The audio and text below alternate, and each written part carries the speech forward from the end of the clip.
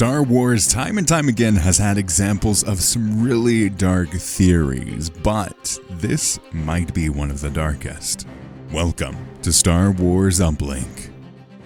Bad Batch is just proving that animated Star Wars needs to be a core piece of Star Wars. It's a good stopgap between the big productions of the live-action shows and the gaps between movies. And besides that, it is something that I think a lot of people don't make the connection to. Star Wars Animated explores some very heavy themes in a way that the other Star Wars shows don't. Because of the added length that these shows have, being 16 to 18 episodes, maybe even 23 episodes versus the 8 to 12 that live action shows get, they're able to dig a little bit deeper. And honestly, the animated shows up to this point have had greater stakes and actual repercussions for the actions of the characters than the live action shows have.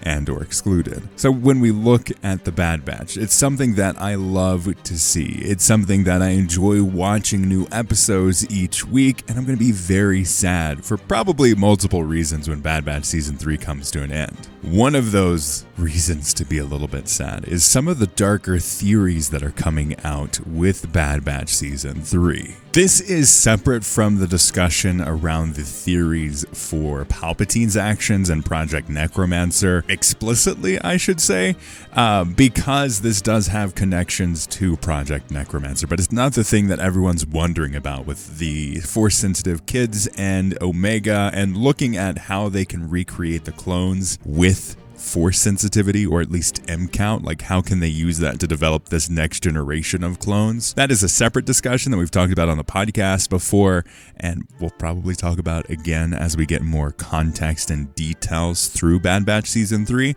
But I want to talk about this small little clip, this little tiny Easter egg that I think is a very dark aspect to Star Wars that I don't know they'll cover in Bad Batch, but it does make me start wondering. In Bad Batch Season 3, we get a glimpse into the behind-the-scenes Hemlock side of things, and the efforts that they are taking to find these high M count children to experiment on and to do run tests and just see how they can start facilitating the amount of M counts in their blood. And on this little iPad thing that they have, there is a small glimpse of what seems to be a dark trooper, specifically around this like Clone X assassin that has been chasing and hunting for Omega, that, as we see later on in the season, eventually is successful. But that Clone X, there's a little bit there where the arm is separate, and then followed very closely by this other more robotic version. So this theory is saying that this Clone X, we don't know many specifics. I don't necessarily know if that's what it's going to be called in the long run, but this clone assassin, or what we assume is a clone, is maybe a little bit darker than meets the eye. This creation of this clone could be what we see in Legends, which is the story of the early Dark Troopers being about 70%. I believe they're in Legends, I believe it was 70% clones or 70% human matter. And there are these individuals that have been chosen for this program. They are augmented with a set percentage of mechanics and robotics to take them from just a regular clone or individual and make them into this Dark Trooper. And in Legends, this is a very, very dark piece of Star Wars lore. That process to become one of the early stages, or I think it was stage 0 of the Dark Trooper program, it was so terribly traumatic that they would eventually, a large portion of them would just decide to end their lives rather than continuing to live in the way that they have been created. So it's a very dark piece of Star Wars lore that I think they're referencing in Bad Batch Season 3 now, which I think is huge for multiple reasons. One, it's this idea that Palpatine, alongside clones, is still continuing to develop this droid technology. Because as we see eventually in The Mandalorian, those Dark Troopers eventually become just robotics entirely. This is the early days of that, where he's trying to facilitate both of the experiences that he has in the past with the Clone Wars of the Separatists and the clones and merging them together very early on.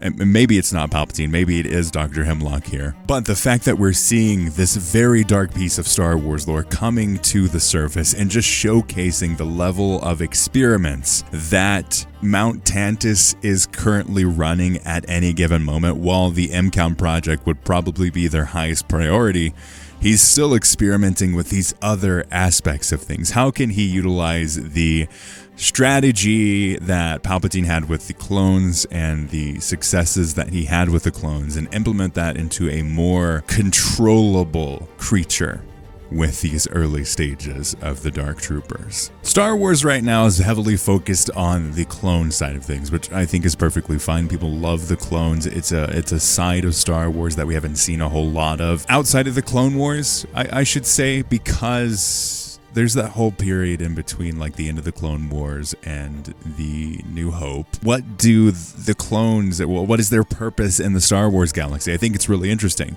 But something that we haven't seen any bit of detail on, or their creation, or the process, or anything like that, are the Dark Troopers. And I think this is an opportunity for a lot of fans of Star Wars to get this deeper idea of just how gruesome the early days of the Empire is. And this is a video that we had a couple days ago, which I said that Star Wars is making the Empire evil again. After many times and experiences through the movies, we're finally seeing a fearsome Star Wars Empire.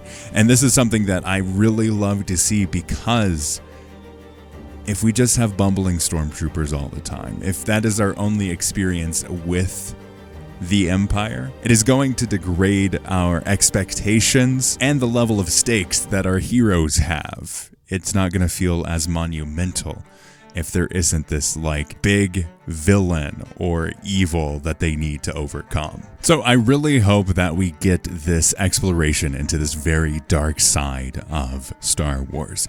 The Dark Troopers are something that I think is really fascinating in their whole creation and legends, and I would love to see more of that expanded on when we look at the Bad Batch and whatever animated stuff that we get, because this is something that I think will be exclusively an animated that we get this exploration in. I doubt we're going to see it in live action, but we could, and I would really appreciate it because it would make it even darker. But let me know your thoughts in the comments below on this idea, this theory. What do you think of the Dark Troopers? Would you like to see more of them? Let me know in the comments below. Check out our podcast, and may the Force be with you.